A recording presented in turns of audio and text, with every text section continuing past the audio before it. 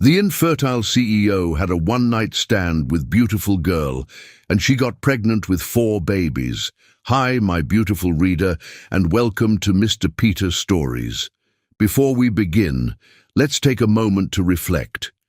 Dear Heavenly Father, I ask you to bless my dear friend who is listening right now. Fill their heart with peace, their mind with clarity, and their spirit with joy. May they feel your love surrounding them and know they are cherished and never alone. Amen. In our last video, your heartfelt responses moved me beyond words. Reading your comments filled me with gratitude and reminded me how blessed I am to have a family like you, a family more precious than the rarest gem. Your kindness and love inspire me every day. Tell me, how did the last story make you feel? Did it touch your heart as your words touch mine? Now let's begin a new chapter together, a story of love, destiny, and the beauty of life's unexpected moments. The Seattle Space Needle's observation deck glittered 300 feet above the city, a crown of light and glass that had witnessed countless celebrations. But on this particular evening, as Seattle's elite gathered to celebrate Dale Boucher's 40th birthday, the iconic structure would bear witness to something far darker. Betrayal. Dale stood at the floor-to-ceiling windows, an untouched glass of Dom Perignon in his hand, watching his reflection overlap with the city lights below. At 40, he cut an impressive figure, 6'2", with shoulders that filled out his custom Tom Ford suit with athletic grace and silver threading tastefully through his dark hair at the temples. Forbes had once called him the most eligible bachelor in the Pacific Northwest, a title that made him wince every time someone mentioned it. They didn't know about the fertility specialists, the failed treatments, or the nights he spent staring at nursery websites, imagining rooms he might never need.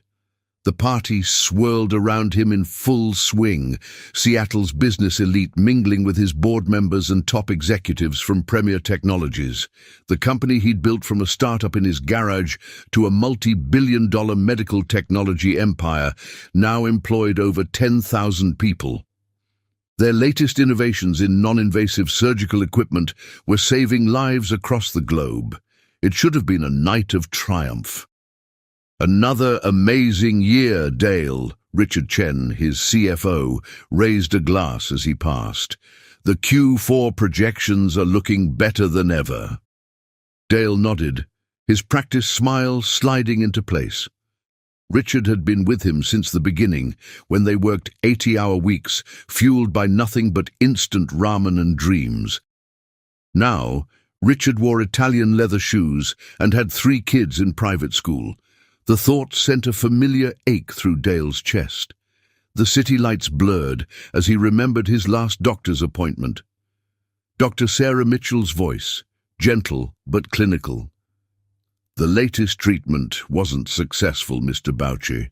Given your specific condition, I think we need to discuss other options.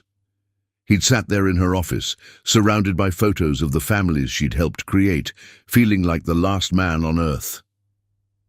A burst of laughter drew his attention to the bar, where Marcus Wellington held court among a group of investors. Wellington, CEO of Meridian Medical, Premier's biggest competitor, hadn't been invited.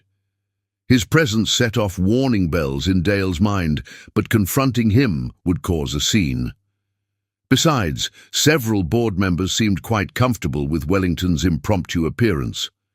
Wellington caught his eye and raised his glass in a mock toast. The man was everything Dale wasn't. Old money, Yale legacy, third-generation CEO. He'd inherited his company. Dale had built his from nothing. Their rivalry had filled business papers for years, but lately, Wellington's attacks had become more personal. Dale! Jennifer Morris, his head of PR, appeared at his elbow. Her smile was too bright, her eyes worried. Channel 7 wants a statement about the rumors. What rumors? The champagne in his hand suddenly felt too warm. They're saying Meridian is making a play for controlling interest in Premier. Something about private stock sales. Her voice dropped to a whisper. Social media is already picking it up.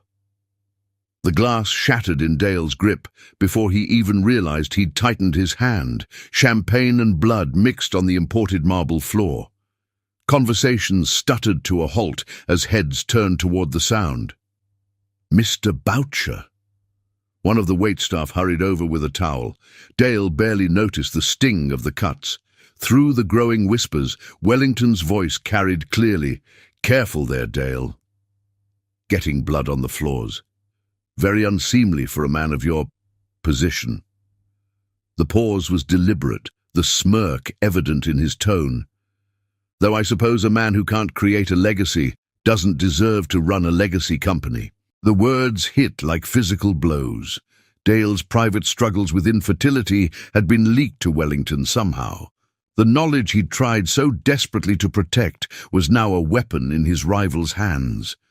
Looking around the room, Dale saw it in their faces, his board members, his trusted advisors, the slight shifts in posture, the averted gazes. They'd sold him out. While he'd been building the company's future, they'd been secretly selling their shares to Wellington. Blood dripped from his palm, each drop a quiet counterpoint to his racing thoughts. The empire he'd built, the lives his company saved, the jobs he'd created, all of it balanced on a knife's edge because he couldn't do the one thing nature intended, pass on his genes. "Sir," his assistant appeared with the building's first aid kit. "Let me help." "Not now." Dale's voice was ice, his mind already racing through options. He'd need to call an emergency board meeting. His lawyers would have to review the shareholder agreements. The PR team would need to craft a response. But first, he turned to face Wellington, letting his bloody hand drip onto his own ruined suit. Let them see it. Let them see that he could bleed and still stand. "A legacy?" Dale's voice carried across the suddenly silent observation deck. "Let me tell you about legacy, Marcus. Legacy isn't about DNA. It's not about passing on shares or inheriting Daddy's company. Each word was precisely chosen, pitched to carry to every corner. Legacy is about impact. How many lives have your inherited patents saved this year? How many surgeons are using your equipment in developing countries?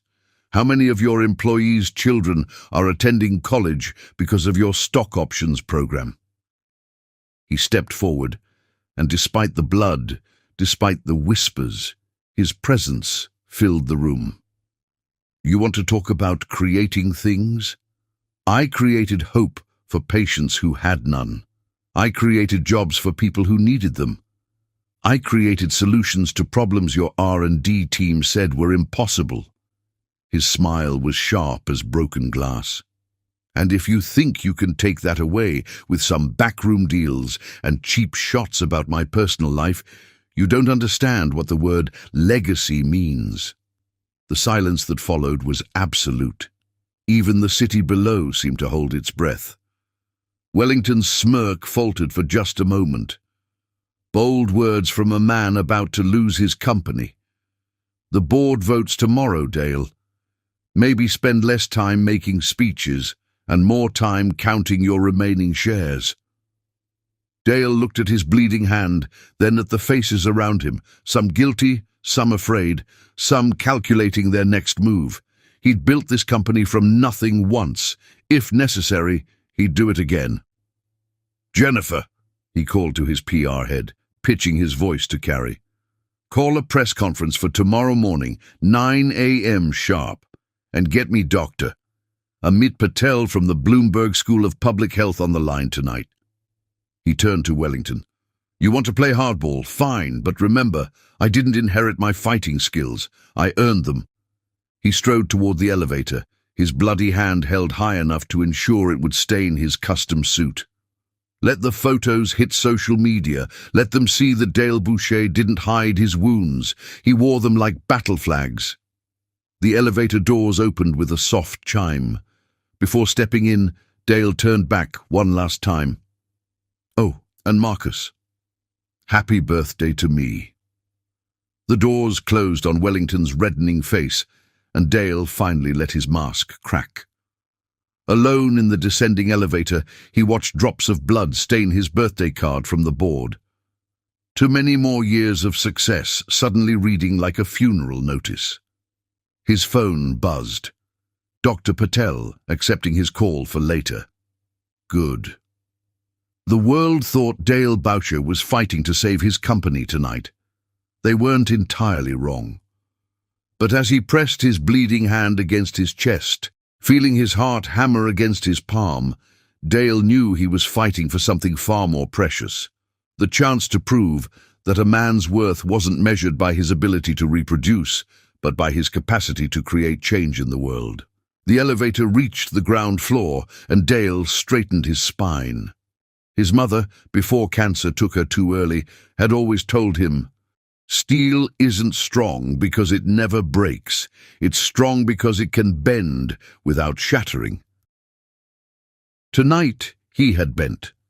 Tomorrow he would show them all what it meant to be forged in fire. As he stepped out into the Seattle night, rain beginning to fall like nature's own commentary on his 40th birthday, Dale made himself a promise. Whether he had children of his own or not, his legacy would be measured in the lives he touched, the changes he created, and the hope he built. And no one, not Marcus Wellington, not his traitorous board, not even his own body's limitations, would take that away from him. The city stretched before him, its lights blurred by rain and unshed tears. Somewhere in this vast maze of steel and dreams, his future was waiting. He just had to survive tonight to find it. Blood still dripping, heart still beating, Dale Boucher walked into the rain-soaked night, leaving his 40th birthday party behind and walking toward a destiny he couldn't yet imagine. One that would prove that the greatest legacies aren't inherited or even created. They're earned, one impossible victory at a time. And as the Space Needle disappeared into the mist behind him, Dale allowed himself a real smile for the first time that night.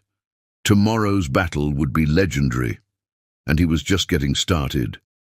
The rain washed the blood from his hand, but his determination only grew stronger with each step. Sometimes, he realized, you have to lose everything you thought you wanted to find what you truly need. He just didn't know yet that his greatest legacy wasn't waiting in a boardroom or a laboratory. It was waiting in a hospital nursery where fate and a tired nurse named Bethany Sweet were about to rewrite everything he thought he knew about power, legacy, and the true meaning of creating something miraculous. But that was tomorrow's story. Tonight he had a war to plan, and Dale Boucher had never lost a war he chose to fight. Chapter 2. Angels in Scrubs. The resignation letter sat in Bethany Sweet's locker like a loaded gun. 3 drafts, each more diplomatic than the last, all saying the same thing. 15 years of pediatric nursing had hollowed her out. The latest version, printed on crisp white paper, waited beside her spare scrubs and the family photo she couldn't bring herself to take down. Her parents on their last Christmas together before the car accident that left her and her twin sister in the foster system. Seattle Children's Hospital hummed around her at 2 a.m., that peculiar quiet that always felt more like held breath than peace. The pediatric intensive care unit's monitors created their usual symphony of beeps and alerts, a rhythm Bethany could interpret in her sleep. Tonight was supposed to be her last night shift. She'd already accepted a position at a private clinic, regular hours, better pay, no more watching children fight battles they couldn't possibly understand. Nurse Sweet. Amanda, one of the new residents, poked her head into the break room. "Your little fighter in 302 is asking for you, says he can't sleep without his special story." Bethany smiled despite her exhaustion. Tommy, age 6, recovering from his 3rd heart surgery. He'd memorized every word of Where the Wild Things Are, but insisted only she could read it properly. "Tell him I'll be there in 5 minutes, Bethany said, reaching for her coffee. The resignation letter could wait another hour. She never made it to Tommy's room. The first code blue alert came at 2:17 a.m., then another, then another. Before the third one finished echoing through the halls, Bethany was running toward the emergency department, her coffee forgotten, her body moving on pure instinct. "School bus rolled on I-5, Dr. Patel announced as staff poured in from every direction. 20 children, ages 5 to 11. First ambulance is 3 minutes out. This is not a drill, people." The emergency department transformed like a creature waking from hibernation. Trauma bays were cleared, equipment was checked, blood was ordered. Bethany felt the familiar surge of adrenaline, her earlier exhaustion burning away in the face of immediate need. The first ambulance arrived with a sound like thunder. Paramedics burst through the doors with a stretcher that seemed too large for its tiny occupant. A girl, no more than 7, her blonde hair matted with blood, her Wonder Woman backpack still strapped to her chest. Multiple lacerations, possible internal bleeding, BP dropping. The paramedic rattled off stats as they moved. "She's been asking for her mom." Bethany fell into step beside the stretcher, her hand finding the girl's. "Hi, sweetheart. I'm Nurse Bethany. Can you tell me your name?" "Lucy," the child whispered through tears. "I want my mommy." "I know, honey. We're going to find her. Right now, I need you to be brave like Wonder Woman, okay? Can you do that for me?" Lucy's tiny fingers tightened around Bethany's as they wheeled her into Trauma Bay 1. And just like that, Bethany's world narrowed to this single point of contact. This one child, this one moment, this one battle. The next 6 hours passed in a blur of motion and desperate needs. More ambulances arrived, more children, more tears, more tiny hands reaching for comfort. Bethany moved from bed to bed, her skills on autopilot, while her heart broke and reformed with each new patient. At some point she found herself in Trauma Bay 3, helping to stabilize a boy with a collapsed lung. His dark eyes locked onto hers as Dr. Patel inserted the chest tube, and Bethany sang softly, an old lullaby her mother used to use, the one that always calmed the most frightened children. "You have a beautiful voice," a deep voice commented from behind her. Bethany turned, ready to ask whoever it was to leave the Trauma Bay, and found herself staring at Dale Boucher. The Dale Boucher, CEO of Premier Technologies, whose face she'd seen on countless magazine covers and news reports. He stood in the doorway wearing what had to be a bespoke suit, though it was rumpled now, and his right hand was bandaged. "Mr. Boucher, this is a restricted area," she started, but he held up his uninjured hand. "I know, I'm sorry. I was dropping off some equipment donations when I heard about the accident. I thought maybe I could help." There was something in his voice, a roughness, a vulnerability that made Bethany pause. The media painted him as a cold-hearted corporate titan, but the man before her looked lost, haunted even. Before she could respond, the boy on the bed whimpered. Instantly, Dale stepped forward, pulling something from his jacket pocket, a small stuffed dragon. "Hey there, warrior," he said softly, placing the dragon next to the boy's hand. "This is Blaze. He's very brave, just like you. Would you like to hear his story?" The boy nodded slightly, careful of his chest tube. And to Bethany's amazement, Dale Boucher, the billionaire CEO, pulled up a chair and began spinning a tale about a dragon who was afraid to fly until he learned that courage wasn't about not being scared. It was about flying anyway. Bethany found herself caught between monitoring her patient and watching this unexpected scene unfold. Dale's voice was gentle, his story simple but engaging. The boy's vital signs steadily improved as he listened, his small hand clutching the dragon. Over the next few hours, Dale moved from room to room, distributing stuffed animals and stories. He seemed to have an endless supply of both. Bethany kept crossing paths with him, each time noticing something new, the way his hands shook slightly when he touched the children's beds, The sadness in his eyes when he looked at the worried parents, the genuine warmth of his smile when a child hugged their new toy. At 3 a.m., she found him in the family waiting area, sitting with Lucy's mother, who had finally arrived. The woman was sobbing into her hands, and Dale was simply there, his presence somehow both powerful and gentle, offering silent support. "She's stable," Bethany announced, and watched both adults look up. "The surgery went well.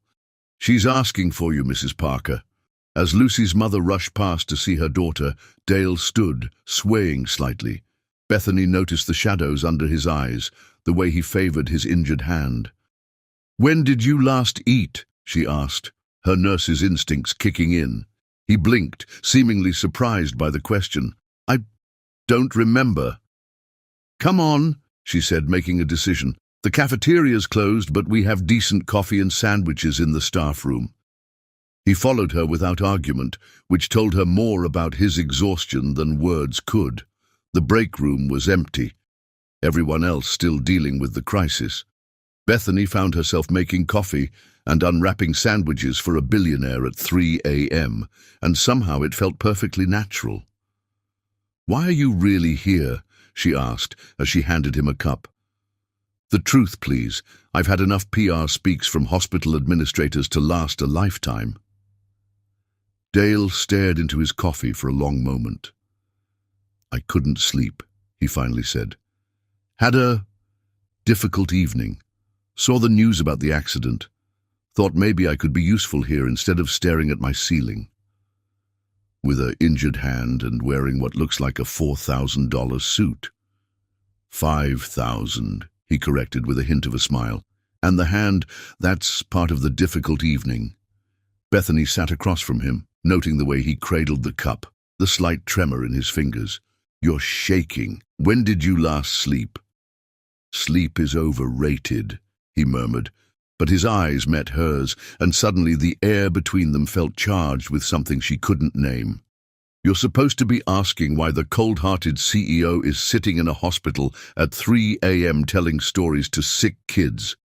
"No," Bethany said softly. "I'm not asking that at all. I can see why you're here. Same reason I am. Sometimes the only way to heal yourself is to help heal others." Dale's cup froze halfway to his lips. For a moment, he looked utterly exposed, as if she'd read something in his soul he thought he'd hidden completely. "How did you—" 15 years of pediatric nursing," she said. "You learn to read people, their pain, their fears, their hopes." She gestured to his bandaged hand, their wounds, both visible and hidden. A child's cry echoed from somewhere in the unit. Both of them tensed, ready to move, and their eyes met in shared understanding. "I should go," Dale said, standing. "Thank you for the coffee." "And for—" "Not asking," Bethany suggested. "Seeing," he corrected quietly. He reached into his jacket and pulled out one last stuffed dragon, placing it on the break room table. "For your next patient who needs a friend." Their fingers brushed as he set down the toy, and Bethany felt something like electricity spark between them. Dale's eyes widened slightly, telling her he'd felt it too. "Ms. Sweet ... "Bethany," she corrected. "Bethany," he said, her name somehow sounding different in his voice. "Would you—" Another cry interrupted them, this one more urgent. Bethany was moving before she could think, her body responding to the sound of a child in distress. But at the door, she turned back. "I'm here every night this week," she said, surprising herself. "The coffee's always terrible, but the company tonight wasn't bad at all." Dale's smile transformed his entire face, erasing the corporate mask she knew from magazines, revealing something warmer, more real. "I may have more stuffed animals to deliver," he said. "It could take several nights." Then they were both moving, pulled back into the chaos of the emergency department. But as Bethany worked through the rest of her shift, she found herself thinking of sad eyes and gentle hands, of dragons and courage, of wounds both visible and hidden. The resignation letter in her locker seemed to fade from importance with each passing hour. By the time dawn painted the Seattle sky in shades of hope, Bethany knew she wouldn't be delivering it. Some callings couldn't be walked away from, just as some connections couldn't be ignored. She didn't know then that her life had just changed irrevocably. She didn't know that the man with the sad eyes and expensive suit would rewrite her understanding of love and legacy. She didn't know that somewhere between midnight and dawn, between tragedy and hope, between coffee and stuffed dragons, she'd stumbled into the beginning of her own miracle. But she did know one thing. Tomorrow night, she'd make sure they had better coffee in the break room, just in case another sleepless billionaire needed a place to heal his hidden wounds. As she finally left the hospital, the morning sun warming her face, Bethany touched the stuffed dragon in her pocket. Sometimes the biggest miracles started with the smallest gestures. Sometimes healing began with a story about a dragon learning to fly, and sometimes, just sometimes, angels wore custom suits instead of scrubs. Chapter 3. Battlefield of Trust. The evidence wall in Bethany's apartment told two stories, the one she was investigating and the one breaking her heart. Premier Technologies' financials and incident reports created a complex web on her left wall, connected by red strings and sticky notes, but it was her right wall that haunted her. Candid photos of Dale reading to sick children, security footage of him delivering toys at midnight, newspaper clippings of his charity work that never made the front pages. Her HAP badge sat like an accusation on her desk as she stood in her date dress, still wearing the earrings Dale had sent that morning. The small box had arrived with a note. "These belonged to my mother. She wore them when she taught me that love is an action, not just a feeling. Will you wear them to dinner?" The earrings caught the light as Bethany traced a photo of Dale at a children's cancer ward. His public smile was nowhere to be seen. Instead, his face showed raw empathy as he held a crying child. Her fingers trembled as she touched the image. How could this man be the corporate villain she'd been sent to expose? Their first date had started as a tactical mission. Take him to dinner, gain his trust, find proof of corporate fraud. Instead, it had exploded into their first battle, not against each other, but for something bigger than both of them. $300,000 for a basic heart valve. Bethany had challenged over appetizers at Seattle's most exclusive restaurant. How do you justify that to families who can't afford it? Instead of defensive corporate speak, Dale had pulled out his laptop right there between the wine glasses. For 2 hours, he'd walked her through Premier's global initiative, how they used profits from wealthy markets to fund programs in developing countries. She'd watched him light up explaining how they'd revolutionized delivery systems in rural Africa, developed solar-powered diagnostic tools for remote clinics, trained local doctors in cutting-edge procedures. "The valve costs us $50,000 to make," he'd admitted. "We charge more in America so we can give them away in countries that can't afford them. Last year alone, we provided free cardiac care to over 10,000 children worldwide." Their argument had turned into a passionate discussion about healthcare ethics, global access, and the balance between profit and purpose. She'd left that night with her mission compromised and her heart traitorously intrigued. Their second date wasn't supposed to happen, but when a major snowstorm hit Seattle, trapping half her nursing staff at home, Dale had shown up at the hospital with his sleeves already rolled up. "I may run a company," he'd said, helping her change bedding in the pediatric ward, "but I still remember how to make a hospital corner.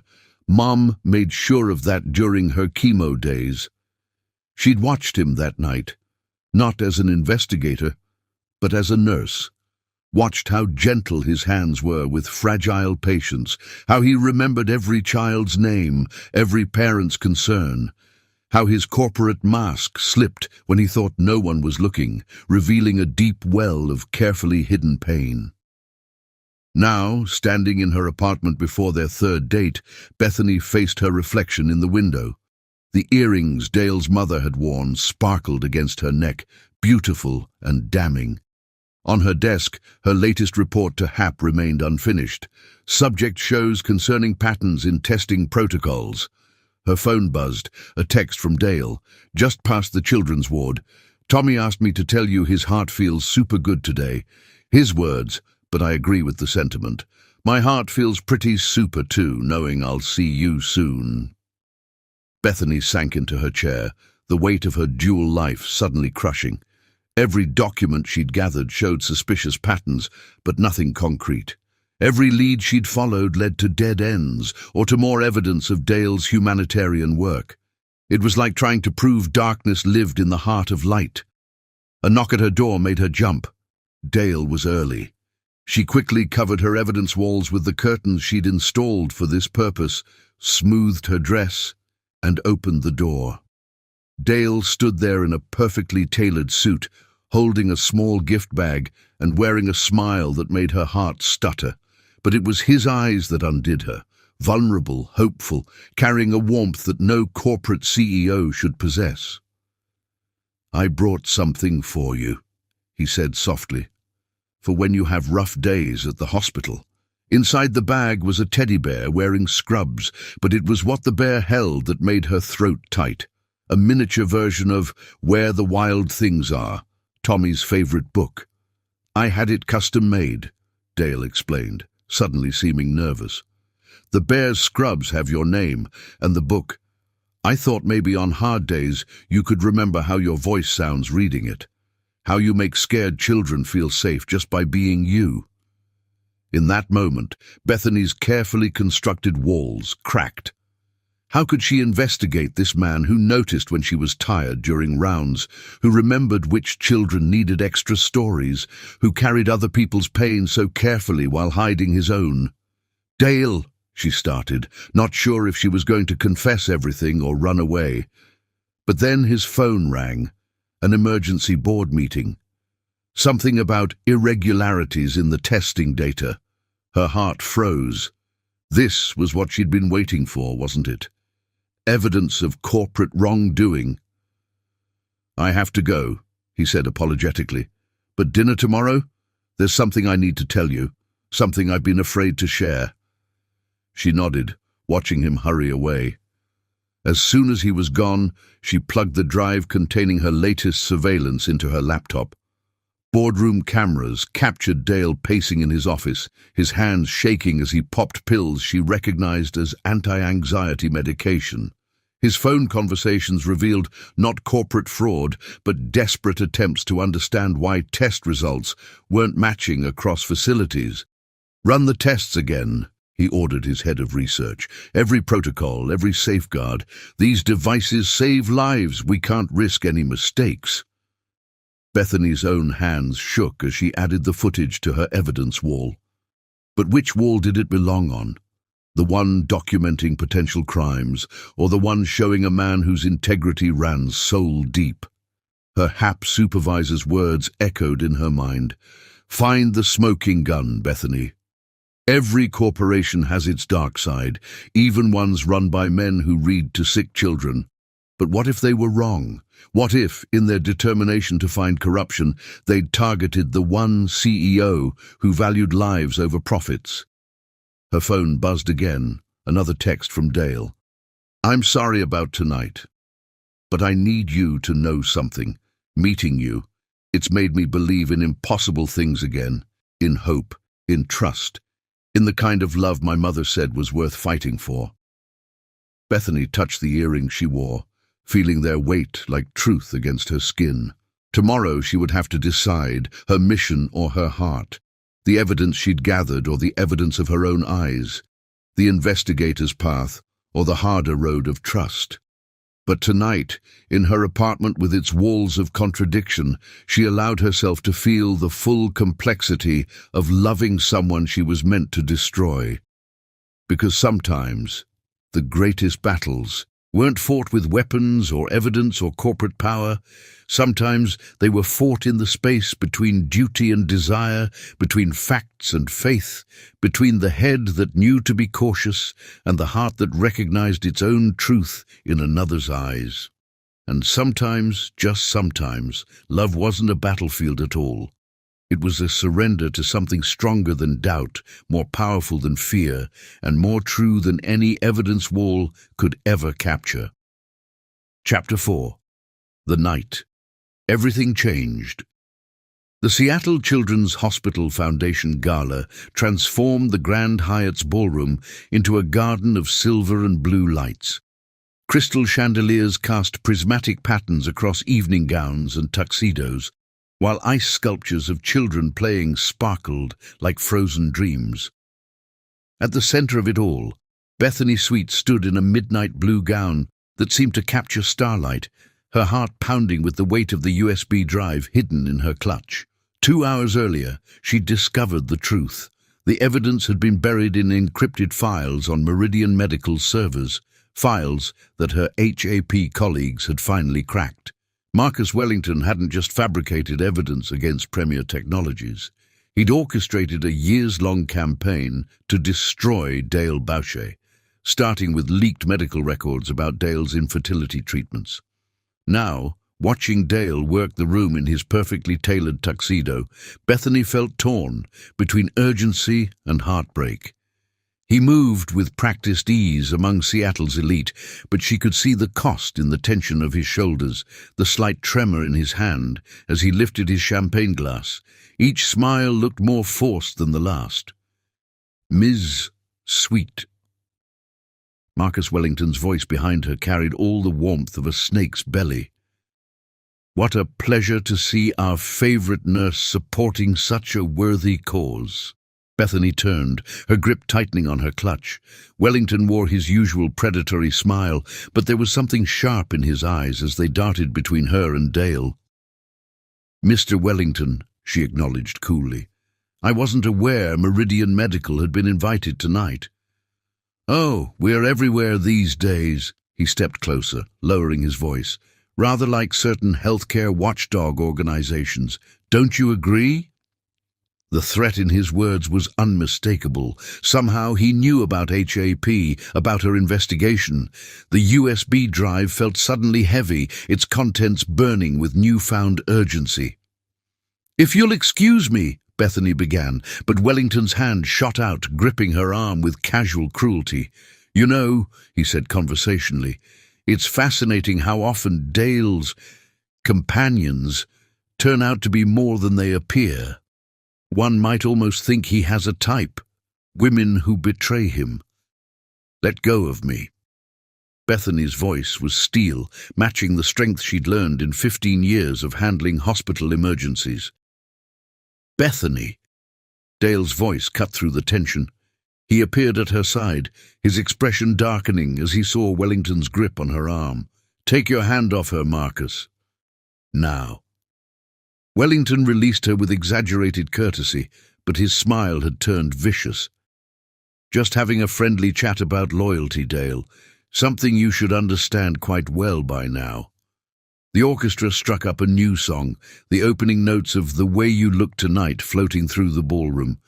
Dale's hand found the small of Bethany's back, protective and gentle. "Dance with me?" he asked her, though his eyes never left Wellington's face. She nodded, letting him guide her to the dance floor. His touch was tentative, as if he feared she might shatter, or perhaps he was the one in danger of breaking. "Are you all right?" he murmured, as they began to move with the music. "I need to tell you something," Bethany whispered back. "Something important. Not here. Somewhere private." Dale's steps faltered for just a moment before he recovered. "My office is 2 buildings over. We can take the private elevator." The song ended too quickly. They made their excuses to the hospital board members, Dale smoothly explaining that he needed to check some donor documents. No one questioned it. Dale Boucher's workaholic tendencies were legendary. The night air hit them like a shock as they crossed the sky bridge connecting the hotel to Premier's Tower. Seattle's lights sparkled below, a mirror of the stars above. Bethany's heels clicked against marble as they entered the executive elevator lobby. Dale pressed his thumb to the biometric scanner, and the elevator doors slid open silently. They stepped inside together, the air between them charged with unspoken words. "Dale," Bethany began as the elevator started to rise, "I haven't been completely honest with you." He turned to face her, his expression unreadable. "I know." Before she could respond, the elevator lurched violently. Lights flickered, then died. Emergency lights cast everything in an eerie blue glow as the car ground to a halt between floors. "Perfect timing," Dale muttered, reaching for the emergency phone. Dead silence met his attempt. No signal on my cell either. Bethany checked her own phone. Nothing. They were suspended 30 stories up, cut off from the world, with only battery-powered lights between them and darkness. "How long have you known?" she asked quietly.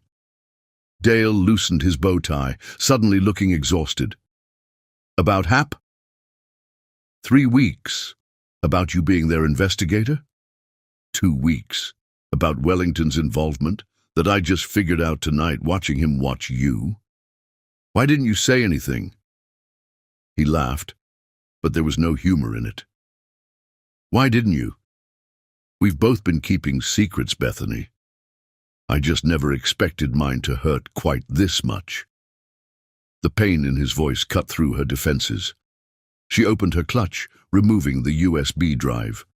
"I found evidence tonight. Wellington fabricated everything. The patient complaints, the testing irregularities, it was all Meridian, not Premier. He's been systematically destroying evidence and planting false leads for years." Dale stared at the tiny drive as if it might bite him. "Why? Why help me now?" "Because I know you," Bethany said softly. "The real you, not the CEO in magazines or the target of my investigation. I know how you sing off-key to scared children, how you remember every nurse's birthday, how your hands shake when you think no one's watching, but you never let it stop you from holding a crying child." She stepped closer, her heart pounding. "I know how you kiss like you're afraid of breaking something precious. How you look at families in the pediatric ward with such longing it hurts to watch. How you build empires but still carry stuffed animals in your car just in case a child needs comfort." Dale's breath caught. In the blue emergency light, she could see tears in his eyes. "You weren't supposed to be real," he whispered. "After Julia died, I swore I'd never trust anyone again." "Julia? My wife, former wife. She was Wellington's sister." The words seemed to cost him physical pain. "She married me when Premier was just starting, filed for divorce the day after we got the first major FDA approval, called my infertility a convenient business liability. She'd been feeding information to Marcus the entire time." Understanding dawned like a bitter sunrise. "That's why Wellington's attacks got so personal. He had inside information about your medical history." Dale leaned back against the elevator wall, sliding down until he sat on the floor, his perfect tuxedo wrinkled, his carefully maintained facade cracking. "I thought I was protecting myself, keeping people at a distance. Then you walked into my life with your terrible coffee and beautiful heart, and suddenly all my walls meant nothing." Bethany sat beside him, close enough to feel his warmth, but not touching. "I took this assignment because I believed corporations were putting profits over patients. I lost my parents to medical negligence, watching them die because some company decided their treatment was too expensive. It broke something in me. I swore I'd never let it happen to anyone else." "I remember the first time I saw you in the hospital," Dale said softly. "You were singing to that little boy with the collapsed lung.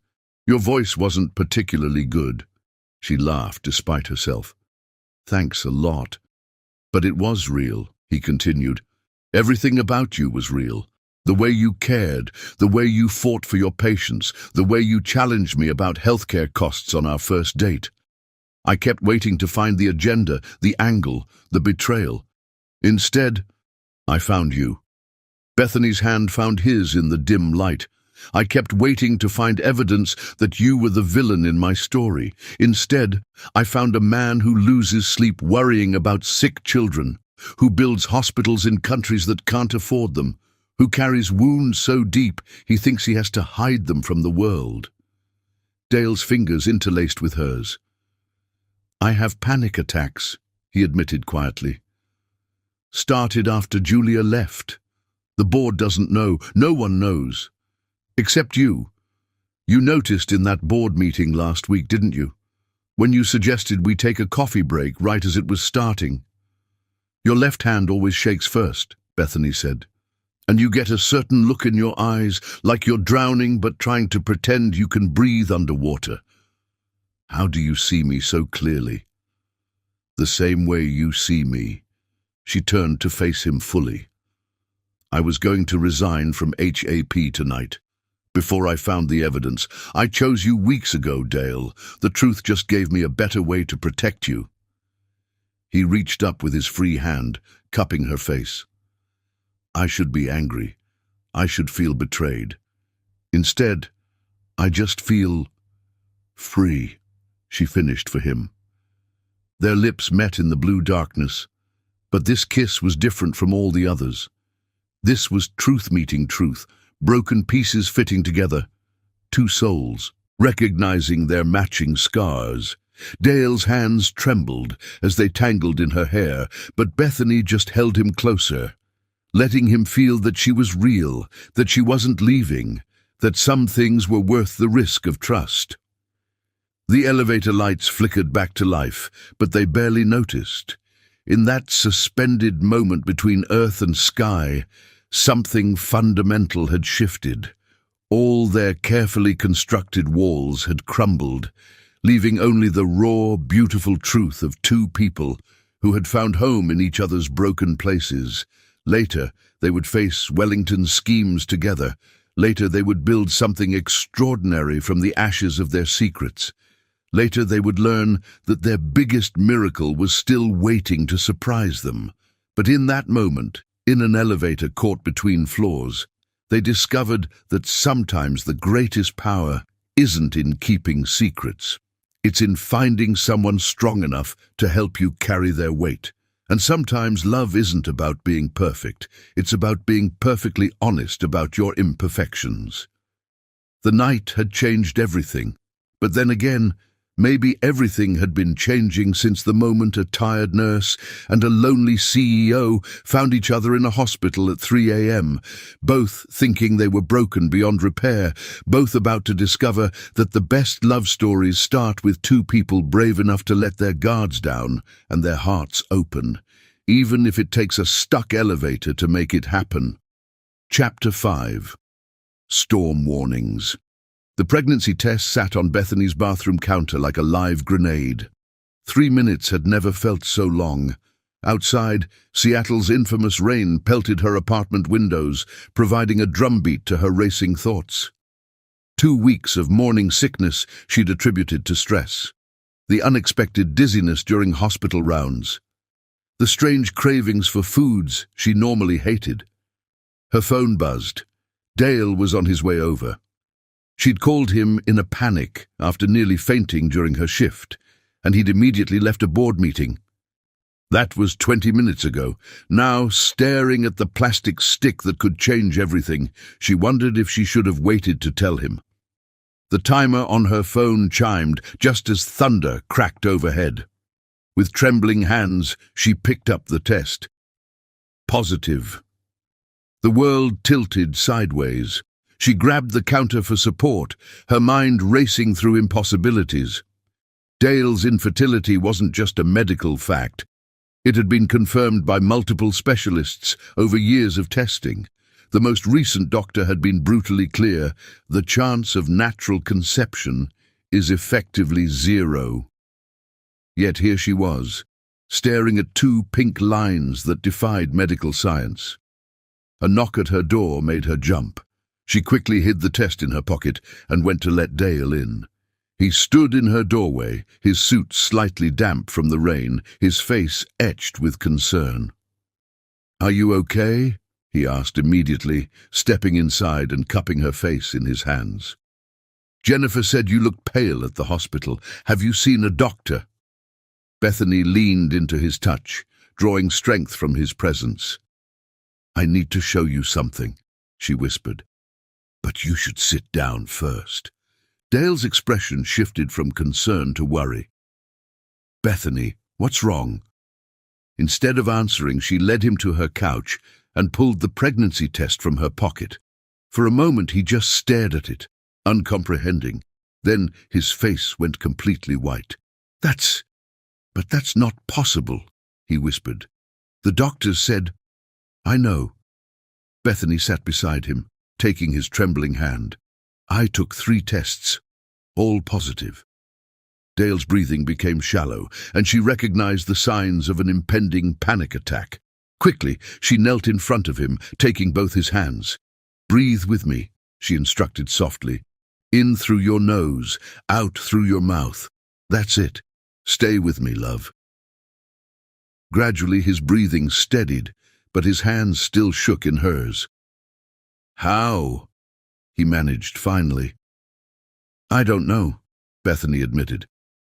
"But I made an appointment with Dr. Sarah Mitchell for tomorrow morning. She's the best reproductive specialist in the city." "I remember her," Dale said quietly. "She was the one who told me—" His voice cracked. "She was kind about it, but very clear.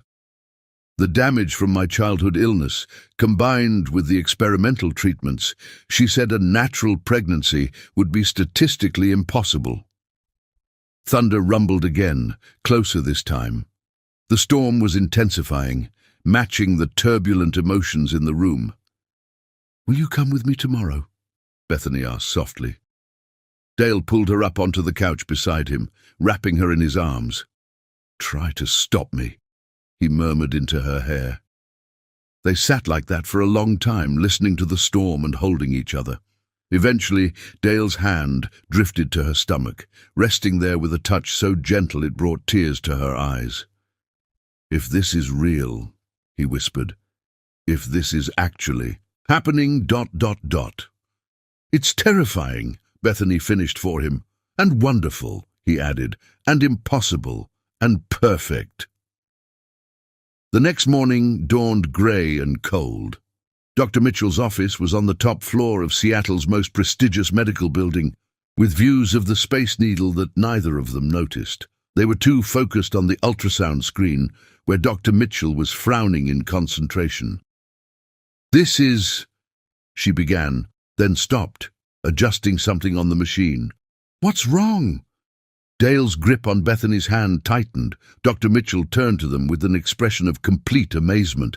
"Nothing's wrong, but I'm seeing something extraordinary. There aren't just 2 heartbeats." "Twins," Bethany whispered. "No." Dr. Mitchell turned the screen toward them. "Quadruplets, 2 sets of identical twins, all with strong heartbeats." The room seemed to spin. Dale sat down hard in the nearest chair, while Bethany stared at the screen in shock. That's impossible," Dale managed finally. "Apparently not." Dr. Mitchell's voice was gentle, but excited. "Mr. Boucher, given your medical history, this is unprecedented.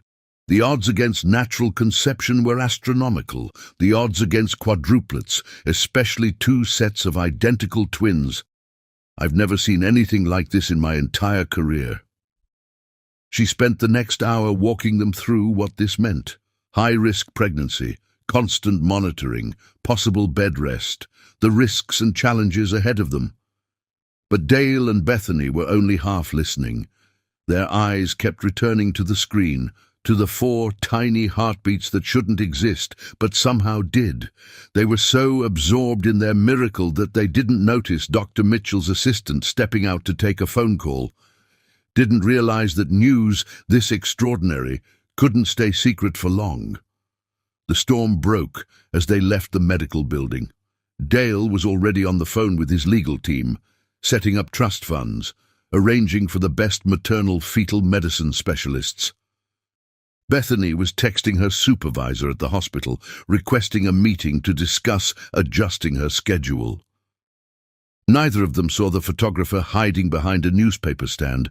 Neither of them noticed the man in the grey suit who'd been watching Dr. Mitchell's office all morning. The first headline hit social media within hours. Miracle or manipulation? Premier tech CEO's impossible pregnancy raises questions. Dale saw it first, during a meeting with his executive team. His phone had been buzzing continuously with notifications, but he'd ignored them until Jennifer, his PR director, burst into the room, looking pale. "Dale, you need to see this, now." The article was brutal. Someone had leaked Dale's complete medical history, including details of experimental fertility treatments he'd investigated years ago.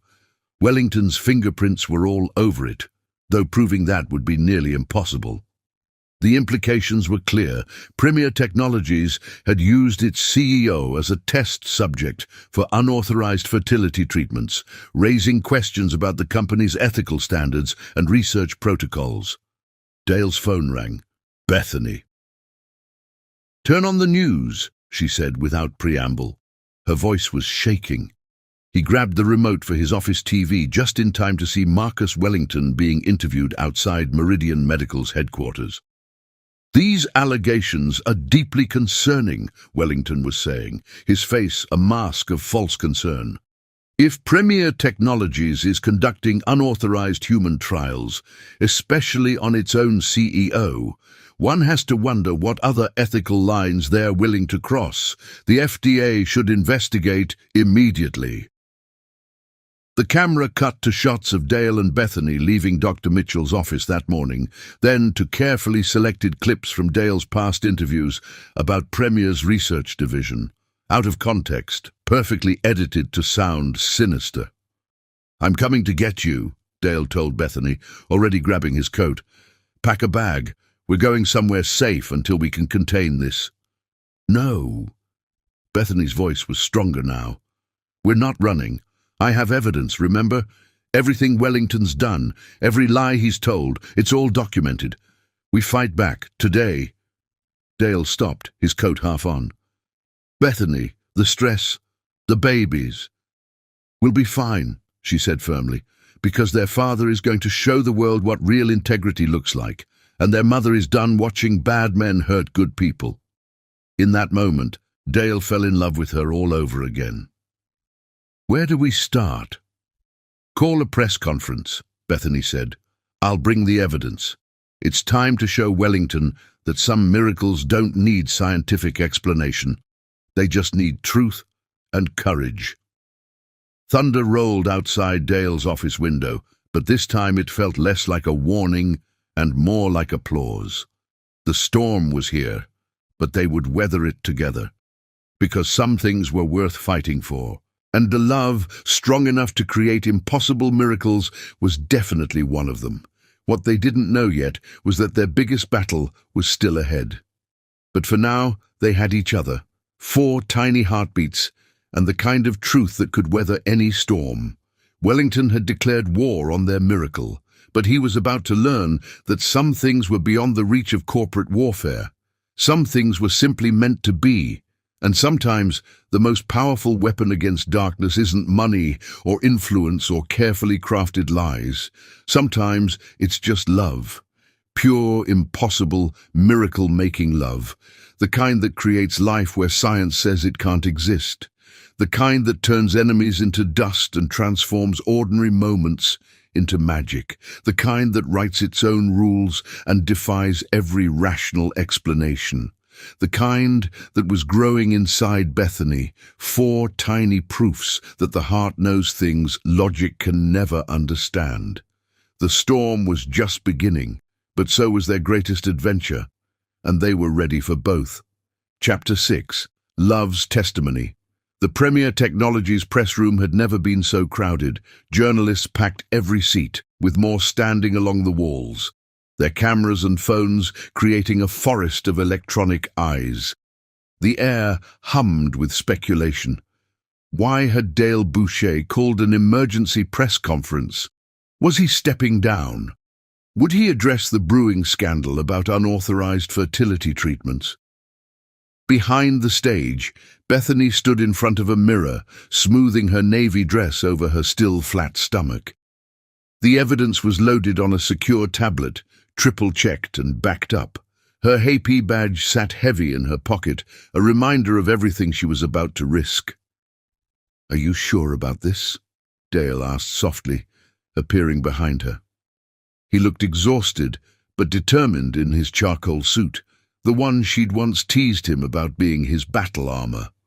"No," Bethany admitted, meeting his eyes in the mirror. "But I'm sure about you, about us, about them." Her hand drifted to her stomach, where their 4 impossible miracles grew stronger each day. Dale's arms slipped around her waist, his chin resting on her shoulder. "Whatever happens out there, know that you've already given me more than I ever dreamed possible." "Save the sweet talk for after I blow up my career," she teased, but her voice wavered. "Your career will be fine," he promised. "I've already had offers from 3 research hospitals wanting to study our case.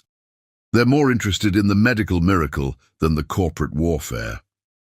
A knock at the door interrupted them. Jennifer, Dale's PR director, poked her head in. "They're ready, and Wellington just arrived with his legal team." "Perfect," Bethany smiled, but it was a predator's smile. Let's give him a front-row seat to his own downfall. The lights were blinding as they walked onto the stage. Dale took his usual place at the podium, while Bethany sat in a chair to his right, her tablet ready in her lap. She could see Wellington in the front row, looking smugly confident. "Thank you all for coming," Dale began, his voice steady. "Before we address the recent allegations about Premier Technologies' research protocols, there's something else we need to discuss, a truth that's been hidden for too long." He turned to Bethany, extending his hand. She rose and joined him at the podium, her heart pounding but her spine steel straight. "My name is Bethany Sweet," she began, her voice carrying clearly through the room. "For the past 6 months, I've been working undercover for the Healthcare Accountability Project, investigating allegations of corporate fraud at Premier Technologies." The room erupted in gasps and camera clicks. Wellington's smirk grew wider until Bethany continued. "What I found wasn't what anyone expected. The fraud existed, but not at Premier. The evidence led somewhere else entirely." She picked up her tablet, and the screen behind her came to life with documents, emails, and financial records. "It led to Meridian Medical and Marcus Wellington." The smirk vanished from Wellington's face as Bethany methodically laid out her case. The falsified test results, the doctored patient complaints, the systematic campaign to destroy Premier's reputation. "But the most damaging evidence," Bethany continued, her voice growing harder, "was personal. Mr. Wellington didn't just attack Premier Technologies. He used private medical information about Dale Boucher's infertility treatments to orchestrate a smear campaign.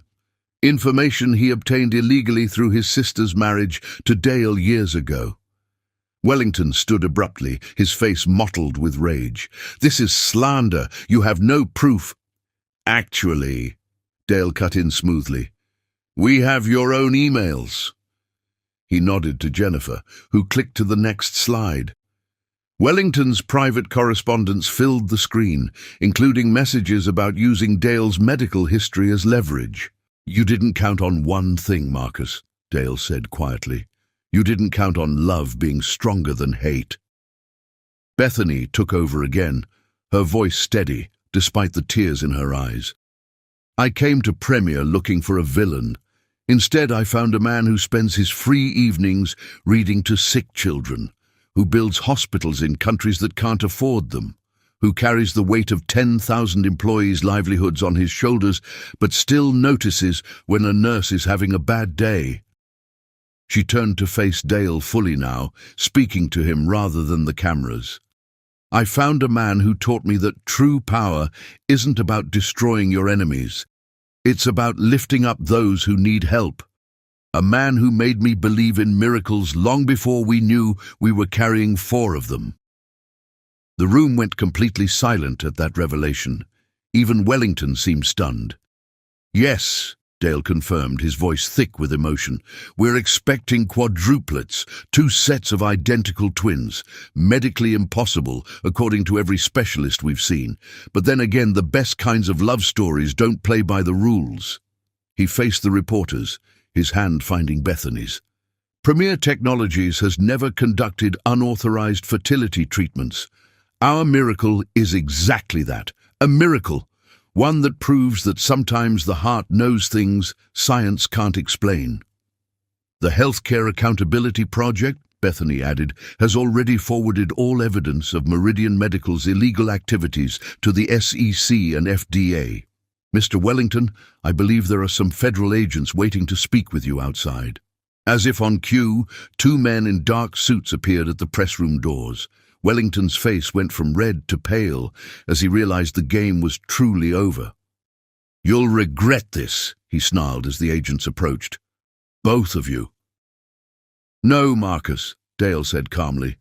The only regret here is that you never understood what real power looks like. It's not in destroying others. It's in being brave enough to love despite the risk of pain. It's in choosing truth over pride. It's in believing in impossible things and fighting for them with everything you have. The agents led Wellington away, but neither Dale nor Bethany watched him go. They were too busy looking at each other, seeing in each other's eyes the future they'd fought so hard to protect. The press conference dissolved into chaos as reporters shouted questions, but Dale and Bethany remained in their own world for a moment longer. I love you, he whispered just for her ears, every impossible bit of you. Even though I investigated you, she whispered back, especially because you investigated me.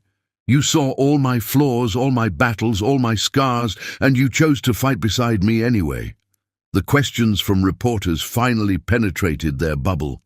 Ms. Sweet, will you continue nursing? Mr. Bucci, how will this affect Premier's stock? Are you concerned about the high-risk nature of a quadruplet pregnancy? Dale raised their joined hands, silencing the room. We'll take questions about Premier's future and the legal proceedings against Meridian Medical. But our personal miracle, that's ours to cherish privately. Some things are too precious for public consumption. Hours later, after the last reporter had left and the evidence had been formally filed with every relevant authority, Dale and Bethany stood in his office watching the sunset paint Seattle in shades of gold. Was it worth it? He asked softly. Giving up your investigation career? Bethany smiled, guiding his hand to her stomach. I traded one type of investigation for another. Now we get to investigate how 4 tiny humans can make so much noise on an ultrasound, how 4 heartbeats can sound like a symphony, how love can create life where science says it can't exist. Speaking of investigations, Dale said, dropping to one knee, I'd like to investigate whether you'd consider making this miracle complete. He pulled out a ring, not a massive diamond as everyone would expect, but a delicate band with 4 tiny sapphires. One for each of our impossible dreams. Bethany's laugh was pure joy as she pulled him up. You're supposed to wait for the answer before you put the ring on my finger. I learned from the best investigator I know, he murmured against her lips. Sometimes you have to trust the evidence in front of you. The ring slipped perfectly onto her finger as the last rays of sun painted their world in gold. Below them, Seattle continued its eternal dance of light and shadow, but up here, in this moment, there was only light. Because sometimes the greatest testimony isn't spoken in courtrooms or press conferences. Sometimes it's written in heartbeats and hope, in courage and truth, in love that defies every logical explanation. And sometimes, just sometimes, it's written in the perfect way two broken people heal each other, creating miracles that science can't explain and love can't help but celebrate. The sun set on their day of truth, but their real story was just beginning. 4 tiny heartbeats strong and counting. Chapter 7. Unexpected Grace. The foster care record sat unopened on Dale's home office desk, a manila envelope containing the last traces of Bethany's twin sister's life. 3 weeks had passed since Wellington's arrest, and his final act of revenge had been to leave this envelope with Bethany's supervisor at the hospital. "Your sister wasn't the only one who died alone," the note had read. "Did you know she had a daughter? Another child lost in the system you abandoned." Bethany stood at the floor-to-ceiling windows of Dale's penthouse, one hand resting on her growing belly, the other clutching a faded photograph of 2 identical little girls at a birthday party.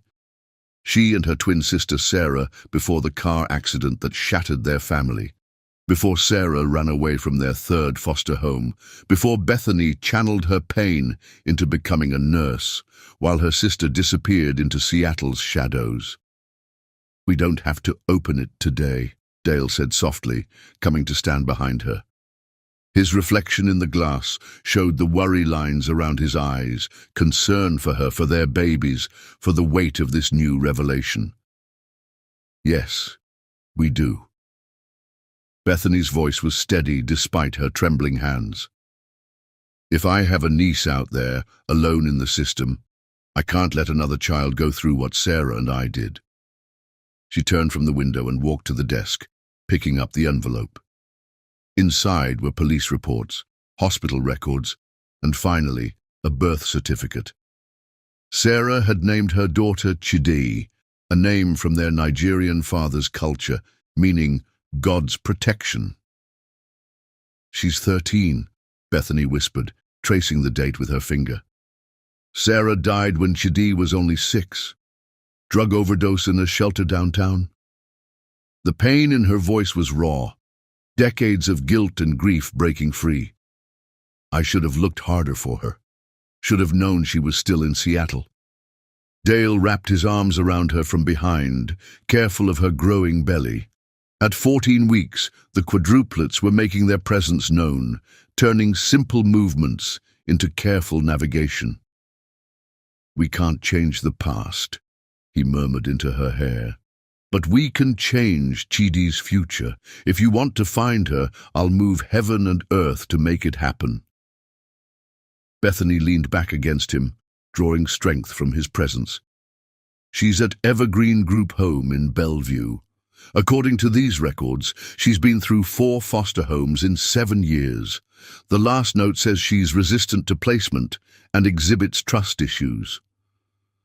"Wonder why?" Dale said dryly, his own childhood memories of loss coloring his voice. "When can we go see her?" Bethany turned in his arms, searching his face. "We? Dale, this isn't your responsibility. With the babies coming and Premier still recovering from the Wellington scandal." "Stop!" He pressed a finger to her lips. "First, nothing about you is a responsibility. You're a gift I thank God for every day. Second, those babies are miracles, but they're not the only kind of miracle worth fighting for. And third," he took a deep breath, "I know what it's like to be the kid that no one wants to deal with, the one with too many issues, too much baggage. If Chidi is family to you, she's family to me." Tears spilled down Bethany's cheeks as she kissed him fiercely. When they broke apart, she was already reaching for her phone. "I'm calling the social worker. Today. Now."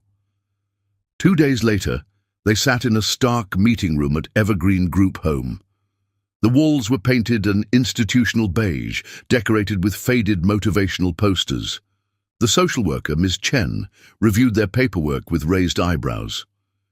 "You understand this won't be easy," she said, looking between them. "Chidi has significant trust issues. She's intelligent, brilliant actually, especially in science, but she doesn't let people close. And with your high-risk pregnancy—" "I'm her aunt," Bethany interrupted firmly. "Her mother was my twin sister. I'm all the blood family she has left. And I'm a guy who knows something about losing parents too young," Dale added quietly. "We're not looking for easy. We're looking for family." Miss Chen studied them for a long moment, then nodded. "Wait here." The 10 minutes they waited felt like years. Bethany paced despite her doctor's orders to take it easy, while Dale sat perfectly still, his leg bouncing with nervous energy.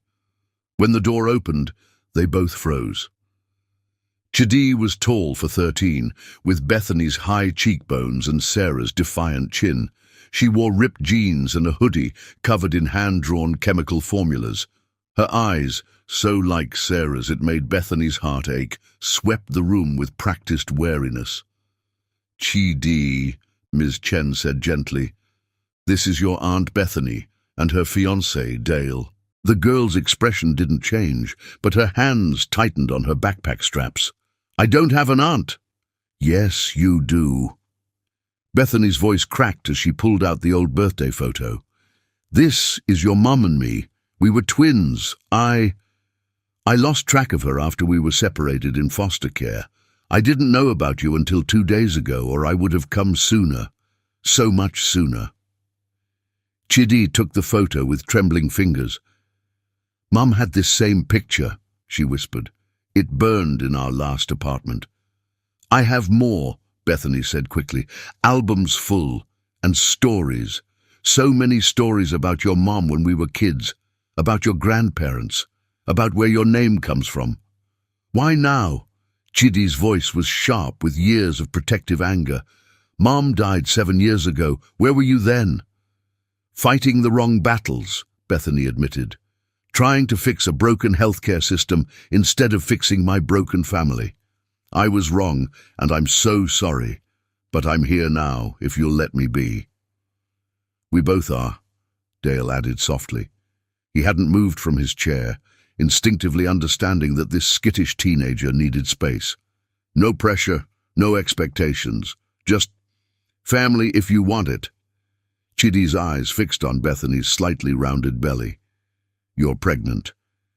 "Yes, quadruplets, if you can believe it. 2 sets of identical twins." Something flickered in Chidi's eyes. Interest, maybe even a hint of scientific curiosity. "That's statistically improbable.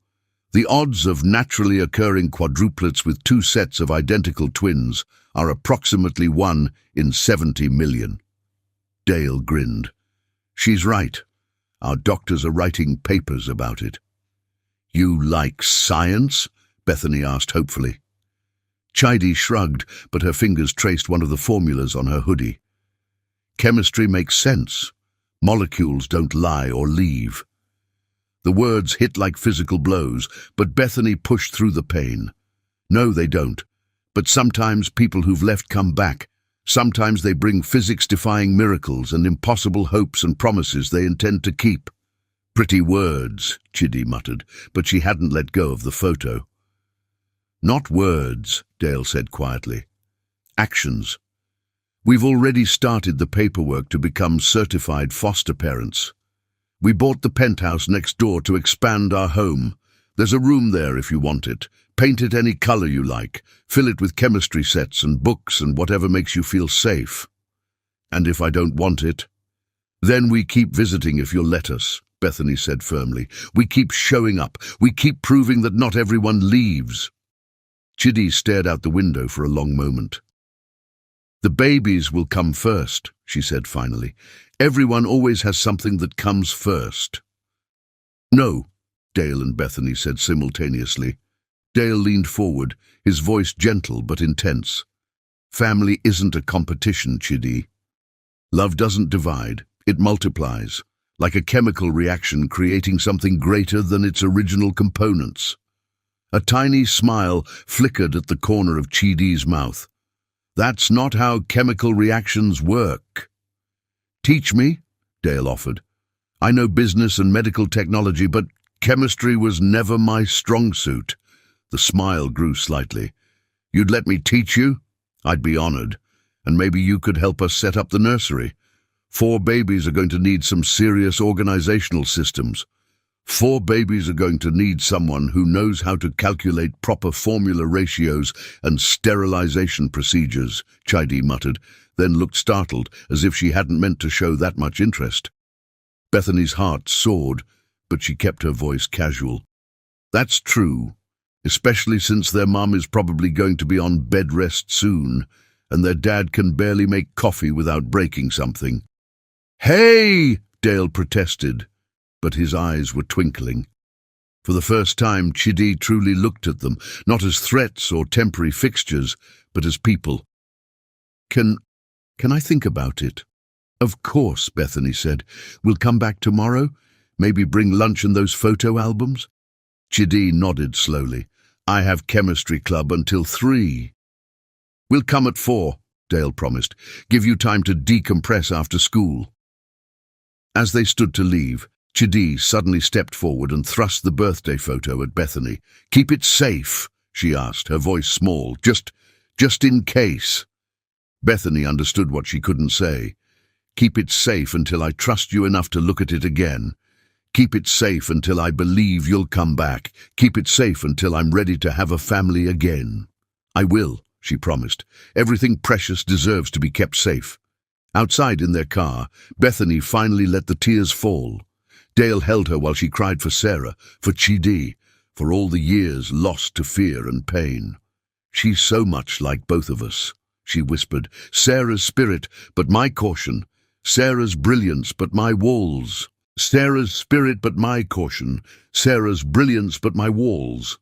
"She's perfect," Dale said simply, "and she's ours, if she'll let herself be." 4 babies and a teenage genius?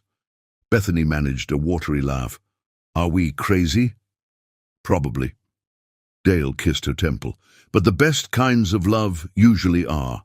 Now what do you say we go buy every chemistry set in Seattle?" "And books," Bethany added. "Did you see how worn her backpack was? She needs new everything." "Consider it done." Dale started the car, his expression determined. "Operation Win Over Our Daughter begins now." Bethany's heart skipped at his words. Our daughter. Yes, that felt right. Whether it took days or months or years, they would prove to Chidi that some families were worth trusting, some love was worth the risk. Because sometimes grace came packaged in unexpected ways, in quadruplets defying medical science, in teenage girls drawing chemical formulas on hoodies, in second chances disguised as manila envelopes. And sometimes, just sometimes, it came in the simple promise to keep showing up day after day, until trust could bloom in soil that had known too much drought. They had 4 miracles growing under Bethany's heart, but perhaps the biggest miracle of all was waiting in a group home in Bellevue, learning to believe that not all equations ended in loss, that some formulas, when mixed with love and patience and unwavering commitment, could create something as powerful as hope. Chapter 8. Family Forged in Fire. The hospital monitor's steady beeping was the only sound in room 742 of Seattle's Advanced Maternal Care Unit. Bethany lay still against white sheets, her growing belly monitored by a complex array of equipment. 22 weeks into her quadruplet pregnancy, complications had begun mounting faster than anyone had anticipated. Chidi sat in the corner armchair, her chemistry textbook open but untouched. Over the past month, she'd gradually moved from supervised visits to weekends at the penthouse, and finally, 3 days ago, to signing the foster placement papers. Now, watching machines track her aunt's vitals, she gripped a pencil so hard it nearly snapped. "Your molecular structure diagram is crooked," Bethany murmured, opening her eyes. Chidi looked down at her notebook, where she'd been unconsciously sketching chemical bonds. I haven't started the homework yet. I've been memorizing your medication schedule instead. Of course you have. Bethany's smile was tired but proud. What's the current count? 8 daily medications, 3 administered intravenously. The magnesium sulfate is running at 2 grams per hour to prevent preterm labor. Your blood pressure is hovering at 142/90, which is still higher than optimal, but better than yesterday. Chidi rattled off the statistics with practiced ease. Dr. Mitchell wants to start corticosteroids for the baby's lung development, but she's worried about how it might affect your blood pressure.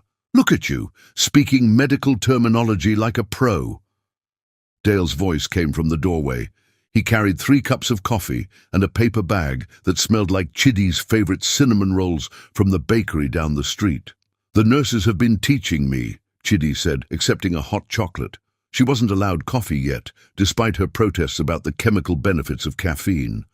Melissa showed me how to read the fetal monitors. Each baby has their own distinct heart rate pattern. Did you know that? Dale settled into the chair beside Bethany's bed, taking her hand. I did not. Tell me more? A month ago, Chidi would have withdrawn at the invitation to share knowledge, too used to being dismissed as a know-it-all.